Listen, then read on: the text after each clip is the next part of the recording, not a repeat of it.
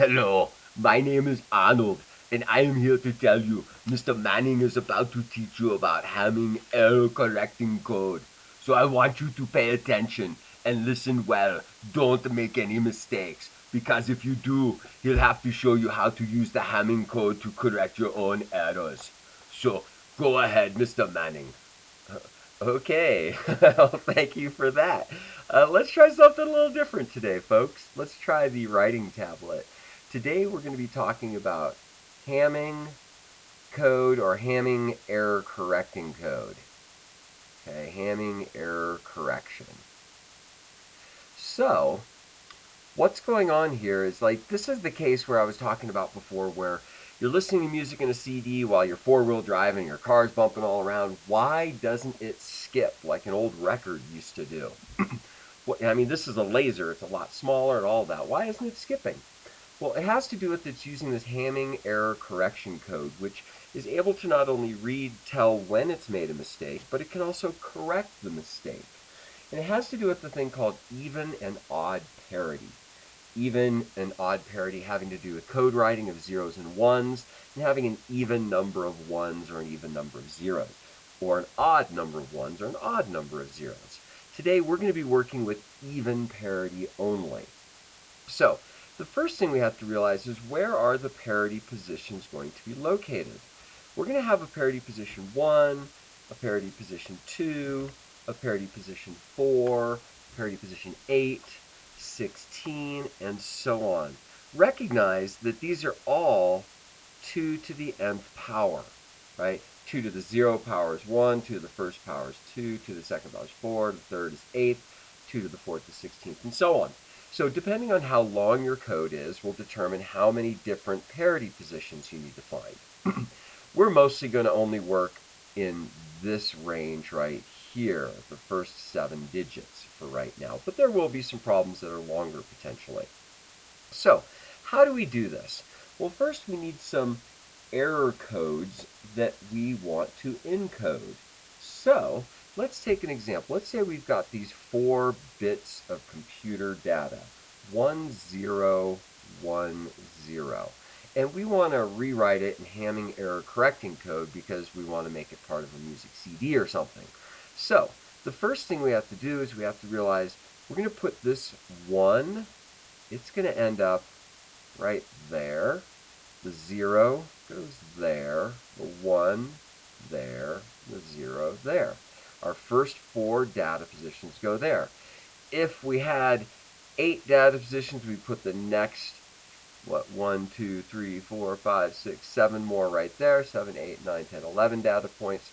Anyways, so what we're going to do here is we now need to figure out what goes into P1, P2, and P4. We're not going to worry about the rest of this because we don't need to.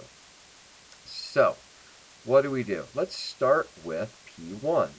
P1 is going to check the first number, skip 1 number, check 1 number, skip 1, check 1, skip 1, and check 1. So we're looking at the 0, 0, and the 1. So my question is, does that add up to be an even number or an odd number? That's odd. 0, 0, and 1 is 1. We have an odd number of 1s. We need to have an even number of 1s to have even parity. So P1 has to be a 1. So what did we do there? We looked at 1, not 1, 1, not 1, 1, not 1, 1. These numbers, added them up, saw that it was odd, so this would have to be another 1 to be even. Now we go on to P2. P2 is going to look at 2 numbers, starting with P2. It's going to skip 2 numbers. Then it's going to look at 2 numbers, and it would skip 2, it would look at 2, and so on down the line. So here we've got a 0, 1, and 1. That's even. That's 2, even. So we don't need another 1. That would make it odd. We want to stay even. So P2 becomes a 0. Finally, we look at the P4 position. That would look at 4 numbers starting at P4, and then it would not look at 4. Then it would look at the next 4, not 4, the next 4, and so on. So what we've got here is 0, 1, 0. That's odd. To make it even, we need another 1. So we end up with the new code 1, 0, 1, 1, 0, 1, 0. And that is now your Hamming error correction code, which represents that code. This tells us that. Now, let's say we had this in our CD and we're driving along, and all of a sudden a big old bump, we go over a rock, a boulder, a big snow pile, whatever it is, and we realize, or we have our computer, our CD player, gets this number wrong. It doesn't think that's a 1, it thinks it's a 0. Okay? So how does it read it and how does it correct it? That's the question. So, well, it's going to look at the P1 position first. So it's going to look here, skip, here, skip, here, skip, here. 0, 0, 0, 1. That's odd. It's supposed to be even. So there is a mistake somewhere in parity 1. So that's going to happen at the first, third, fifth, or seventh location. 1, 3, 5, or 7. Remember, we don't know where it is, but it's at one of those 4 places. So next what we're going to do is we're going to check the P2 position. We go to check P2.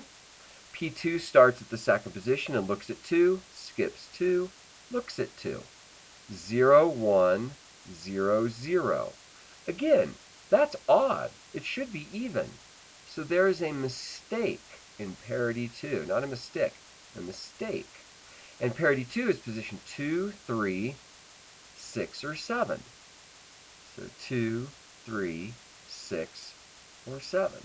Now finally, we're going to look at the P4 position, because that's as many parity positions as we have for this data that only has 7 numbers here.